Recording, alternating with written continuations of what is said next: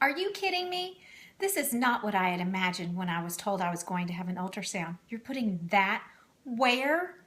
If scheduling when we have sex around my ovulation hadn't killed the mood, then this transvaginal ultrasound put the final nail in the coffin.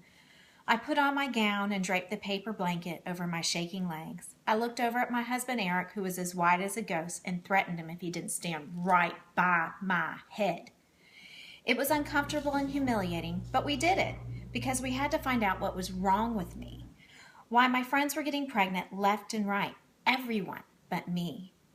I was in my mid-20s, prime baby making age, right? Every day there was an email or a call with lots of squealing and excitement from someone who was pregnant. I was happy for that person, but I was also envious, jealous even. This was the happiest time of their life. For me, it was the most painful time. Their pregnancies were turning them into a family. We were fighting to keep our marriage strong so that someday we could even have a family. I wanted to share the joy with my husband when we found out that our love created another life.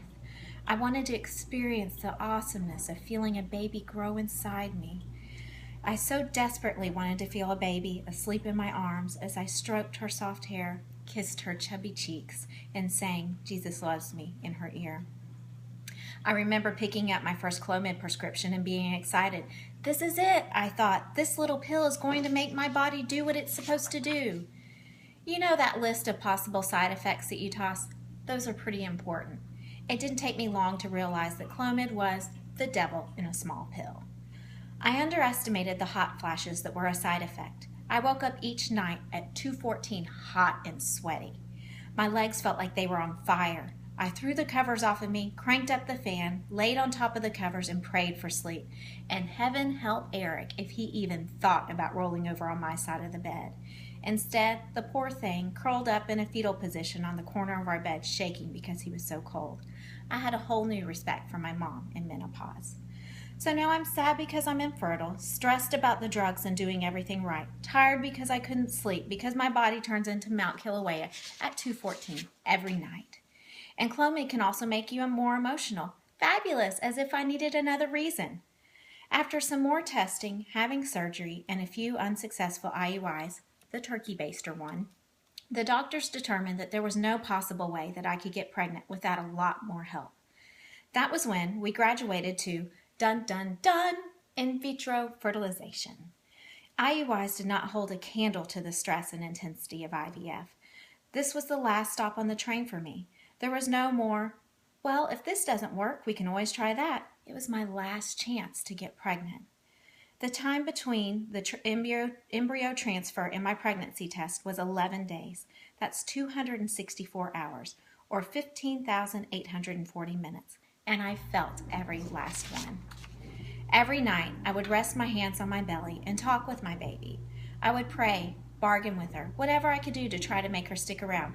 Like that ice cream? We'll eat it every day. I even sang to her as I rubbed my belly. One minute I was up and positive because I was convinced I was pregnant, and the next minute I was crying hysterically because I was sure I was cramping. I was emotionally exhausted. Finally, the day came to have my pregnancy test. I went as soon as the clinic opened to get my blood drawn. The results took a few hours, so we drove the long way home and decided to eat at Cracker Barrel.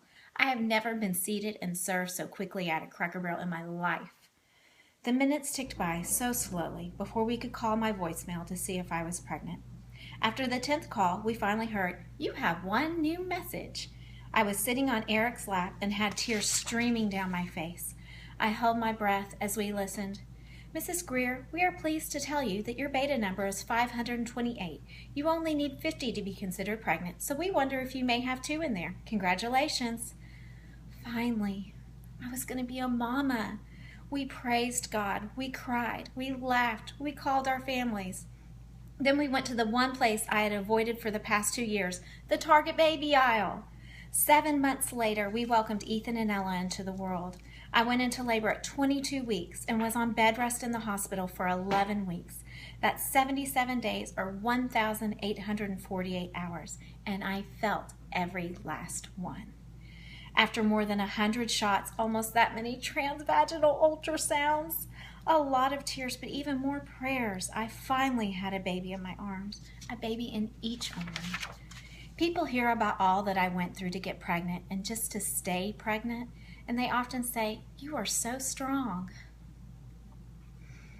I am finally a mama, and that is just what we do.